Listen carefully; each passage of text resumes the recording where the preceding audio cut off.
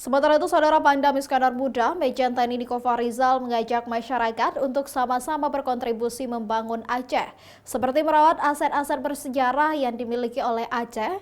Menurutnya, apa yang bisa diperbuat untuk membangun Aceh, Kodam Iskandar Muda siap senantiasa mendukung. Kodam Iskandar Muda menurut Pangdam siap berkolaborasi dengan masyarakat berkontribusi membangun Aceh ke depan. Kodam Iskandar Muda yang berada di Aceh juga sama-sama mempunyai tanggung jawab untuk membangun Aceh, untuk membantu memelihara aset-aset punya Aceh.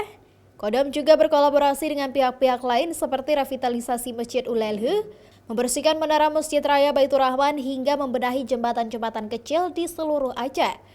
Menurut Pangdam, apa yang dilakukan Kodam Iskandar Muda merupakan bentuk kebersamaan dan kemandunggalan TNI dan rakyat untuk mengembangkan potensi daerah menjadi lebih maju dan mampu bersaing dengan daerah lainnya. Kodam Iskandar Muda itu berada di Provinsi Aceh. Berarti Kodam Iskandar Muda itu warga Aceh. Sebagai warga, apa kontribusi warga terhadap daerah? Nah, kita semua saling mengajak, ayo kita sebagai warga Aceh, kita harus berkontribusi terhadap provinsi kita ini atau daerah kita ini. Sementara itu, kata Pangdam, Kodam memiliki prajurit-prajurit yang selalu ada membantu masyarakat berkolaborasi membangun Aceh karena menurutnya prajurit Kodam Iskandar Muda harus militan di masa perang dan bermanfaat di masa damai. Mustajab, Kompas TV, Banda Aceh.